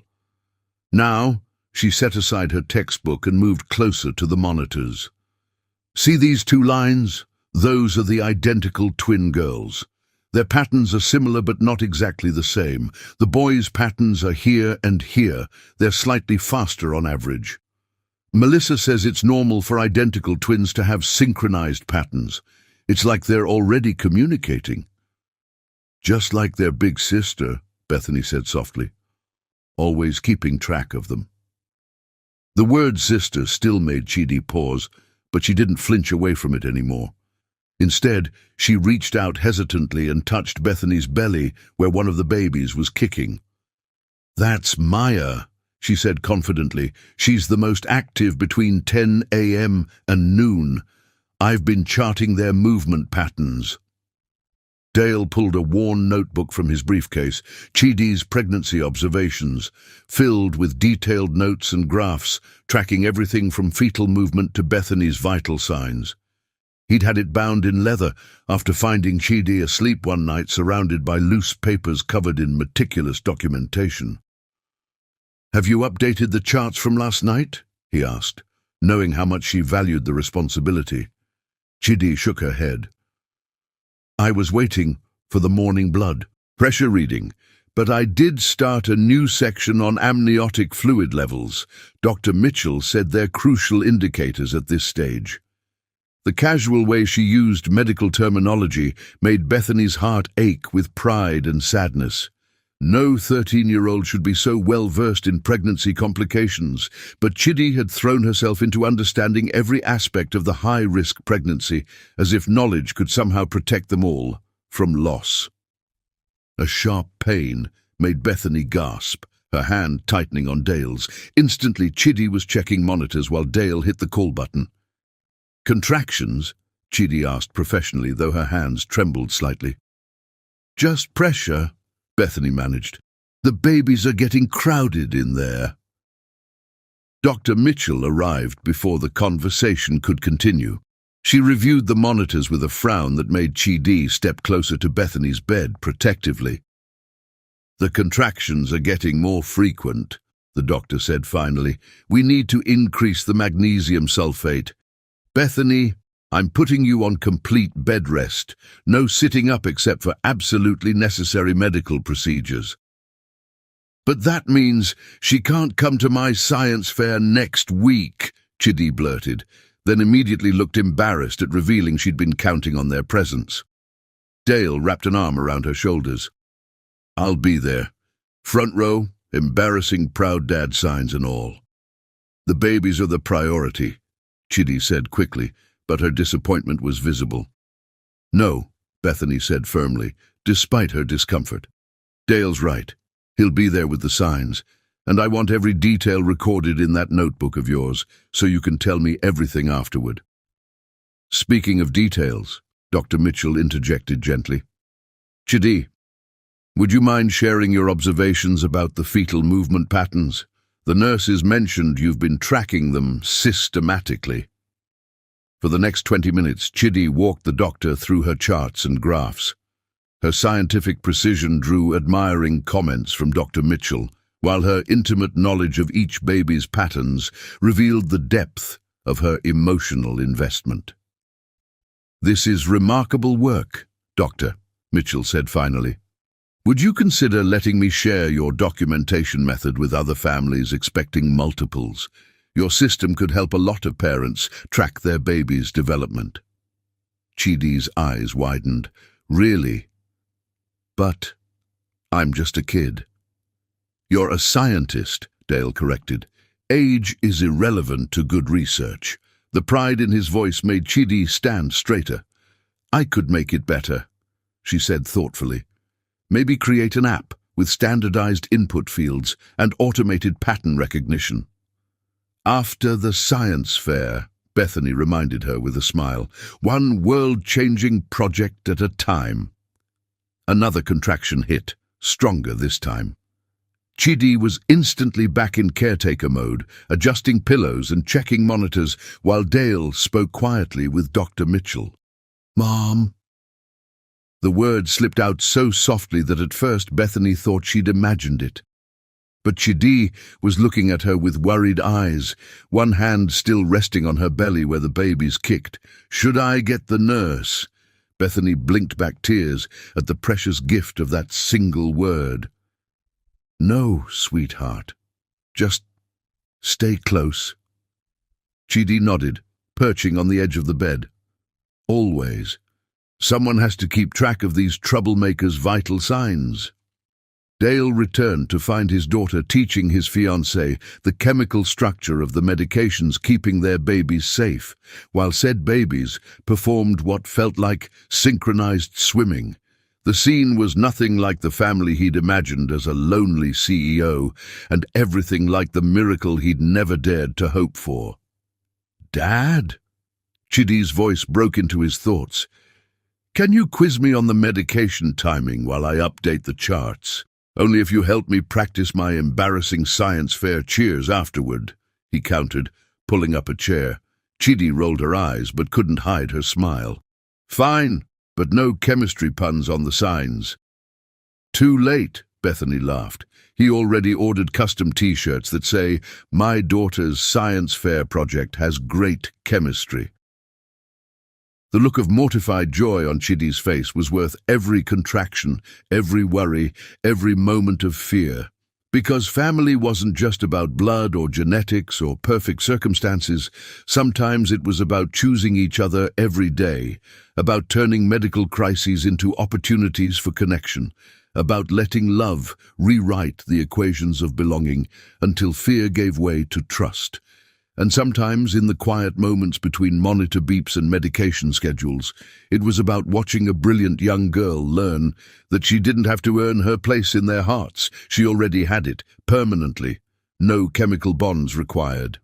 Chapter 9, Legacy of Love. The Premier Technologies boardroom buzzed with tension as Chidi stood at the podium, her presentation queued up on the massive screen behind her. At 13, she barely reached the microphone, but her spine was straight as she faced the row of executives and board members. 2 weeks of preparation had led to this moment. Dale sat at the head of the table, deliberately keeping his expression neutral despite his bursting pride. Beside him, Jennifer from PR kept shooting worried glances at the reporters gathered in the observation area. The story of Premier's miracle quadruplets had exploded beyond containment, with media outlets offering millions for exclusive rights. But today wasn't about the babies. Today was about their big sister and her vision. "Distinguished board members," Chidi began, her voice steady despite her nerves, "the Premier Technologies Fertility Research Center is an ambitious project, one that will help countless families achieve their dreams of parenthood. However, I believe we're missing a crucial opportunity to expand its impact." She clicked to her first slide, architectural renderings of a new wing. I propose the addition of the Premier Foster Youth Support Centre directly connected to the main facility. This wing would provide medical care, educational resources, and emotional support specifically tailored to children in the foster system. Murmurs rippled through the board members. This wasn't the presentation they'd expected from the CEO's foster daughter. They'd anticipated something safe, something symbolic, not a fully developed proposal that would require significant additional investment. The statistics are clear, Chidi continued, advancing to a series of graphs. Foster children face disproportionate medical challenges with limited access to consistent health care. By integrating foster youth services with our fertility center, we create a holistic approach to family building. Parents seeking fertility treatments will have direct exposure to adoption and fostering options, while foster children receive the specialized care they desperately need. She touched her tablet, and new images filled the screen, detailed floor plans, staffing requirements, budget projections. Weeks of late nights working with Dale had refined her initial concept into a viable business proposal. The cost analysis indicates an initial investment of $12 million for construction and first-year operations. Chidi's voice gained confidence as she moved into the financial details. However, through strategic partnerships with state agencies and private foundations, we can offset 60% of ongoing operational costs. More importantly, the social impact metrics suggest. "This is absurd," Gregory Matthews, one of the older board members, interrupted. "We're a medical technology company, not a social services agency, and with all due respect, you're a child." Dale started to speak, but Chidi was faster. "Yes, Mr. Matthews, I am a child. One who spent 7 years in the system you think isn't your concern." Her voice remained professional, but her eyes blazed. "Would you like to know what that taught me about business?" The boardroom fell silent. "It taught me that innovation without compassion is meaningless, that medical breakthroughs mean nothing if they're not accessible to those who need them most. And most importantly, it taught me that sometimes the best business decisions come from understanding human needs, not just market demands." She advanced to her next slide, a comparison of companies with strong social impact programs versus those without. Companies with integrated social responsibility initiatives showed 23% higher customer loyalty and 18% better talent retention. By combining our fertility expertise with foster youth support, we don't just help children. We create a unique market position that differentiates Premier from every other fertility center in the world. Dale watched the board members' expressions shift from skepticism to interest. His daughter, and his heart soared every time he thought that word, wasn't just pulling at heartstrings. She was speaking their language, showing them how doing good could also mean doing well. "The foster care system is broken," Chidi continued. "I know because I lived it. But Premier has a unique opportunity to create something revolutionary. Imagine prospective parents coming here not just for fertility treatments, but for comprehensive family-building support. Imagine foster children receiving world-class medical care while being exposed to positive adult role models in a professional environment." She clicked to her final slide, a rendering of the completed center at sunset, its windows glowing with warm light. "This isn't just about adding a wing to a building. It's about expanding our definition of what family can mean. It's about creating a legacy that goes beyond medical breakthroughs to touch lives that might otherwise be forgotten." The room was absolutely silent when she finished. Even the reporters, had stopped taking notes, caught up in the power of her presentation. Finally, Catherine Chen, the board's senior member, spoke. "The financial projections seem solid, but the staffing requirements are intensive. How do you propose we handle specialized pediatric care alongside our fertility services?" Chidi smiled. "I'm glad you asked." She pulled up a new slide. "I've already discussed this with Dr. Mitchell. By integrating pediatric rotations from Seattle Children's Hospital, we create a training opportunity for medical residents while ensuring comprehensive care. Additionally, ... For the next hour, she fielded questions with a composure that made Dale's chest tight with emotion. Every challenge was met with carefully researched answers. Every concern was addressed with practical solutions. When the last question had been answered, Catherine Chen looked at Dale. "I move to approve the initial funding for feasibility studies and detailed architectural planning." "Seconded," came another voice, then another. The vote was unanimous. As the boardroom emptied, reporters clamoring for comments, Chidi finally allowed herself to relax. Dale pulled her into a fierce hug. "Your mother would be so proud," he whispered, meaning both Bethany and Sarah. "Do you think—" Chidi hesitated. "Do you think we can really help them? The other kids like me?" Dale looked at his daughter, this brilliant, wounded, healing girl who had turned her pain into purpose.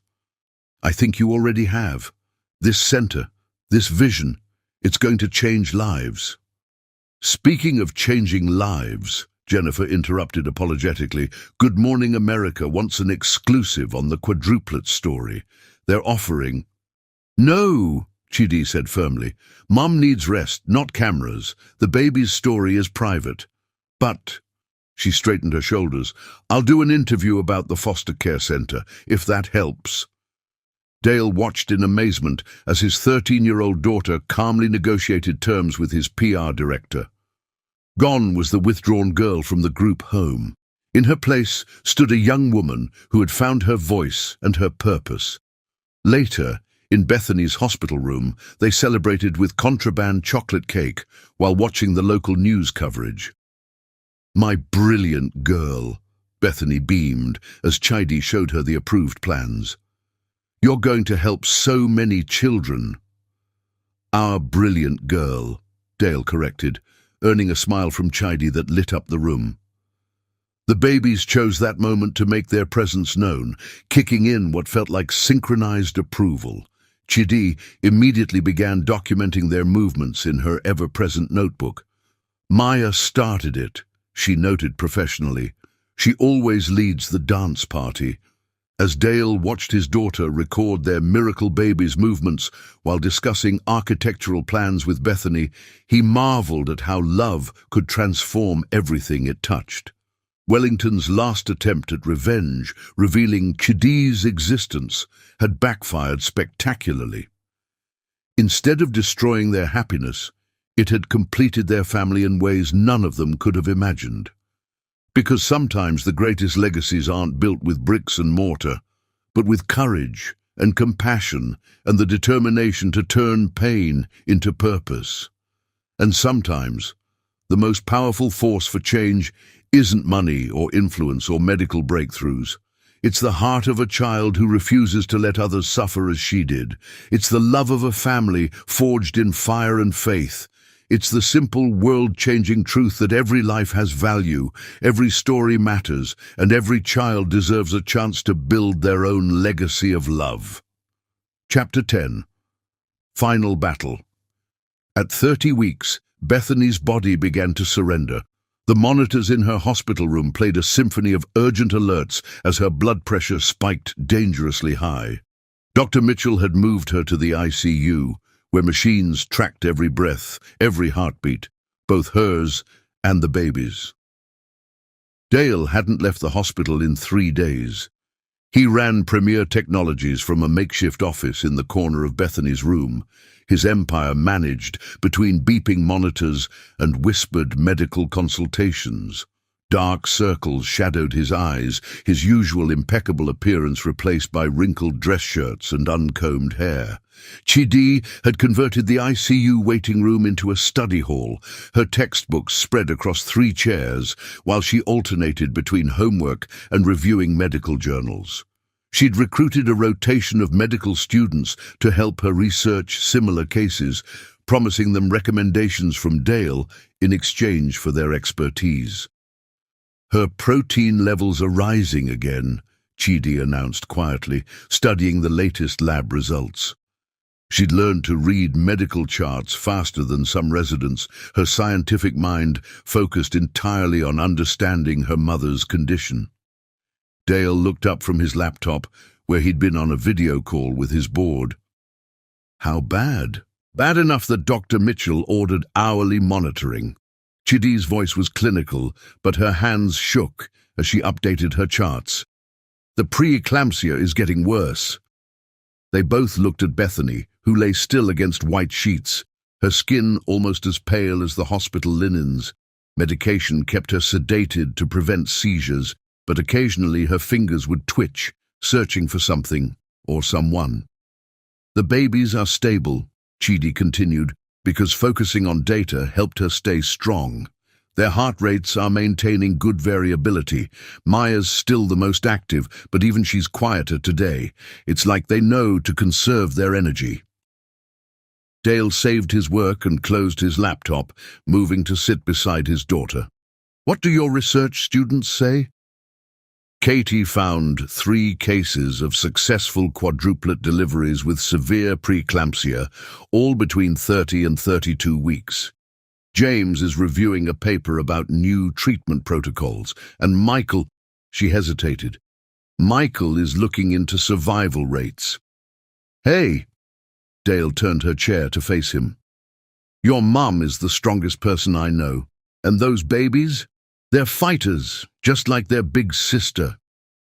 Chidi's composure cracked slightly. "The statistics." "Sometimes love is stronger than statistics," Dale interrupted gently. "You taught me that." Before she could respond, one of the monitors began screaming. Bethany's blood pressure was climbing again, despite the medication dripping steadily into her IV. Medical staff flooded the room, their voices overlapping with urgent commands. Dale and Chidi were pushed toward the door, but not before they saw Bethany's body arch with a seizure. "No," Chidi whispered, her scientific detachment shattering. "Mom!" Dale held her back as doctors worked, his own heart threatening to stop at the sight of Bethany convulsing. Through the chaos, they heard Dr. Mitchell's voice. "We need to deliver. Now." "It's too early," Chidi protested. But her words were lost in the rush of activity as they prepared to move Bethany to surgery. Dr. Mitchell paused long enough to address them. "The babies have a better chance than their mother right now. We have to choose." Dale felt his world tilting sideways. "Save them," he managed. "Save all of them." "We'll try." Dr. Mitchell's eyes were kind but serious. "Chidi, I need your notes. All the research, all the cases you found, anything that might help." Chidi ran for her notebooks while Dale called their family lawyer. In minutes, papers were signed, giving him medical power of attorney. As they wheeled Bethany toward the operating room, he kissed her forehead. "Fight," he whispered. "Please, fight." The next hours were endless. Dale paced while Chidi read medical journals aloud, her voice growing hoarse as she searched for anything that might help. The waiting room filled with Premier Technologies employees, hospital staff who'd grown to love Bethany, and even some of Chidi's former foster care workers. "I should have seen it coming," Chidi said suddenly, her voice small. "The signs were there in her last labs. If I'd calculated the trends sooner." "Stop." Dale knelt in front of her chair. "You're 13. You've done more than most medical professionals. This isn't your fault." "I can't lose another mom," she whispered. "And the babies, they're too small. The survival rate at 30 weeks is high enough," Dale interrupted, "especially with the steroid shots we did last week. Remember what you told the board about how sometimes the best decisions come from understanding human needs?" Chidi nodded slightly. "Well, right now, those babies need their big sister to believe in them. And your mom needs you to keep being the brilliant scientist who's going to help other families avoid this in the future." Determination flickered in Chidi's eyes. She pulled out her tablet and began typing rapidly. "What are you doing?" "Designing a monitoring system," she said, her fingers flying over the screen. "Something that can track trends in lab values and vital signs, predict complications before they become critical. If I combine machine learning algorithms with the research parameters we've been studying..." Dale watched in amazement as his daughter channeled her fear into innovation. She worked furiously, pausing only to update her siblings' charts when nurses brought news from the operating room. Hours passed. Coffee cups accumulated. Chidi's project grew from a simple monitoring system to a comprehensive maternal health platform. Dale alternated between helping her refine the interface and praying harder than he'd ever prayed in his life. Finally, Dr. Mitchell appeared, looking exhausted but smiling. "They're all stable," she announced. "The babies are in the NICU, small but fighting, and Bethany..." She paused, her smile growing. "Bethany is asking for her family." The relief was so intense that Dale's legs nearly gave out. Chidi launched herself into his arms, her tablet clattering forgotten to the floor. "She's really okay?" Chidi asked, her voice breaking. "All of them?" "Come see for yourself," Dr. Mitchell said. "The nurses are already taking bets on which baby is going to be the first to break out of their incubator.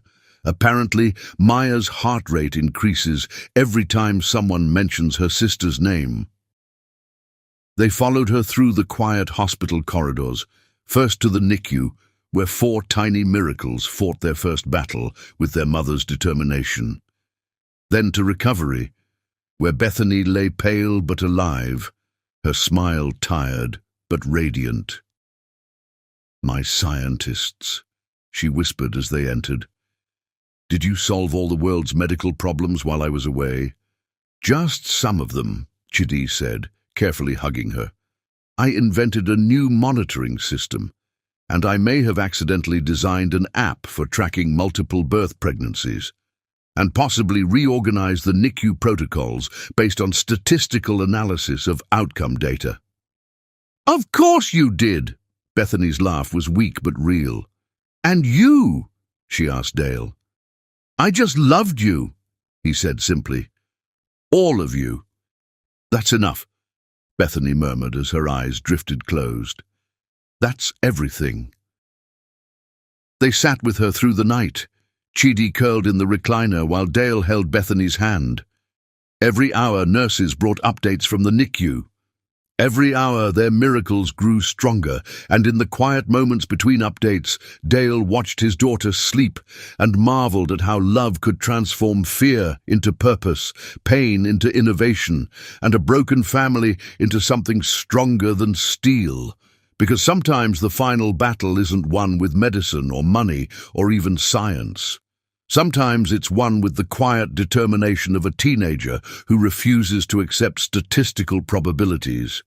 Sometimes it's won with the unwavering faith of a father who believes in impossible things. And sometimes, just sometimes, it's won with the combined strength of 6 hearts beating in perfect symphony, each one fighting not just for survival, but for the chance to be a family forged in fire, tested by fear, and made stronger by every battle they faced together. Chapter 11. Dawn's Promise. The first light of dawn painted Seattle's skyline in shades of pearl and gold as Bethany's eyes fluttered open. The world came back to her in pieces, the steady beeping of monitors, the antiseptic smell of hospital air, and the warm weight of her family asleep across her bed. Dale sat slumped in the bedside chair, his hand still holding hers even in sleep. His normally pristine appearance was delightfully disheveled, tie loosened, shirt wrinkled, stubble darkening his jaw. On her other side, Chidi had fallen asleep with her head resting on the edge of the mattress, one hand clutching her ever-present medical notebook. But it was what Chidi had written on the window that made Bethany's heart swell. In her precise handwriting, using the erasable markers from the nurse's station, she'd covered the glass with their family motto, "Love isn't about probability, it's about possibility." Below it she'd added, "Come on, Mum." 4 more miracles awaiting. Bethany's movement, slight as it was, made Dale stir. His eyes opened, immediately finding hers, and the love she saw there brought tears to her eyes. "Hey, beautiful," he whispered, his voice rough with sleep and emotion. "Hey yourself," she managed, her throat dry. "You look terrible." His laugh, though quiet, made Chidi lift her head. For a moment, she just stared at Bethany, her scientific composure cracking to reveal the scared 13-year-old beneath. "Mom," the word was barely audible. "Come here, my brilliant girl," Bethany said, opening her arms despite the IV lines. Chidi moved carefully, mindful of the medical equipment as she curled against Bethany's side. "Your blood pressure is finally stable," she reported, because facts were her safety net. "The new medication protocol is working, and the babies are perfect," Dale finished. "Small but mighty, just like their big sister." Bethany touched Chidi's cheek, wiping away tears the teenager was trying to hide. "Tell me everything I missed, and don't skip the scientific details. I know you've probably revolutionized maternal health care while I was sleeping." Pride briefly overcame emotion in Chidi's eyes. "I designed a new monitoring system. The hospital's tech department is already reviewing it. And I organized all the research on quadruplet pregnancies with severe preeclampsia. There were only 14 documented cases worldwide, but I found patterns in the treatment protocols that could help future cases." "Of course you did," Bethany smiled, then noticed the dark circles under her daughter's eyes. "Have you slept at all?" "She power-napped between research sessions," Dale said, "and somehow managed to keep Premier running while I was falling apart. The board actually called her for advice yesterday. They just needed clarification on the foster care wing specifications," Chidi mumbled, but her cheeks flushed with pleasure. A nurse appeared with Bethany's morning medications, smiling at the family tableau. "Dr. Mitchell will be here soon for rounds, and the NICU sent new photos of the quads. Would you like to see?" "Please," Bethany breathed, and moments later she was looking at 4 tiny fighters in their incubators. Each baby had a handmade name card, decorated with chemical formulas. Chidi's work, obviously. "Maya's the strongest," Chidi reported, pointing to one of the photos. "She keeps setting off the monitors because she's too active. Mia's quieter, but her oxygen levels are perfect. The boys are exactly the same size. I've been tracking their measurements down to the millimeter." "Our little scientists in training," Dale chuckled. "Well, Mason definitely takes after Dad. He gets cranky during shift changes, just like you in board meetings." Chidi's teasing made Dale clutch his chest in mock offense. "And Marcus has Mum's steady heart rate, even during procedures." Bethany studied the photos, memorizing every tiny detail of her baby's faces. "They're so small," she whispered.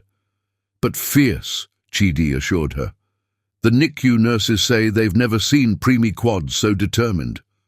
"Maya actually grabbed the doctor's finger yesterday. Her grip strength is already above average for her gestational age." "I need to see them." Bethany started to sit up, but both Dale and Chidi gently pressed her back. "Soon," Dale promised, "but you need to get stronger first. Doctor's orders." "And my orders," Chidi added firmly. "I've calculated the optimal recovery timeline based on your lab values and vital signs. If you follow the protocol exactly, you can visit the NICU in approximately 72 hours. Bethany couldn't help laughing at her daughter's serious expression. "Have you created a spreadsheet for my recovery too?" 3 spreadsheets, 2 monitoring charts, and a probability matrix for different rehabilitation scenarios, Chidi admitted. "The nurses helped." "Speaking of help," Dale interjected, "your fan club has taken over the waiting room." The entire pediatric nursing staff, half of Premier's executives, and I'm pretty sure the hospital board chairman has been sleeping in his office to stay close. And my research students brought more journals, Chidi added. We're expanding the literature review to include international cases. Did you know there's a fascinating study from Singapore about maternal fetal monitoring in multiple births? Bethany listened as her daughter excitedly explained the research, while Dale ordered breakfast and fielded messages from well-wishers. The sunrise painted her family in gentle light, transforming the sterile hospital room into something sacred. A soft knock interrupted Chidi's scientific discourse. Dr. Mitchell entered, beaming at seeing her patient awake and alert. "Someone's been asking for their mother," she said, wheeling in a tablet displaying a live feed from the NICU. "Ready to say good morning to your miracles?" The image showed all 4 babies, their tiny forms moving slightly in their incubators. As they watched, Maya kicked her foot, setting off a chain reaction as her siblings stirred in response. "They do that all the time," Chidi explained excitedly. "I've been documenting their synchronized movements. The statistical probability of such coordinated behavior at this developmental stage is incredibly low, but they consistently demonstrate." She stopped as Bethany pulled her closer, pressing a kiss to her forehead. "Never change, my beautiful scientist." The baby's vital signs actually improve when Chidi reads to them, Dr. Mitchell shared. "She's been doing medical journal club in the NICU. I think we have 4 future doctors on our hands." "5, Dale corrected, squeezing Chidi's shoulder. "Our oldest is already revolutionizing maternal health care." Chidi ducked her head, but not before they saw her pleased smile. She turned back to the NICU feed, automatically checking the monitors visible in the background. "Everything looks perfect," she assured Bethany. "Their parameters are all within optimal ranges. Maya's being a show-off as usual. See how her heart rate elevates when she knows we're watching. And look, Mia's responding to her sister's activity. The boys are sleeping through it all, just like Dad in morning meetings." "I do not sleep in meetings," Dale protested. "Your quarterly projections presentation." Chidi raised an eyebrow. "I have photographic evidence." Their gentle bickering washed over Bethany like a healing balm. This was her family, brilliant, caring, slightly crazy, and absolutely perfect. They had faced impossible odds and emerged stronger. They had turned medical crisis into hope for future families. They had forged bonds that transcended blood and genetics and probability. The morning light strengthened, turning Chidi's window message into a glowing promise. Love isn't about probability, it's about possibility.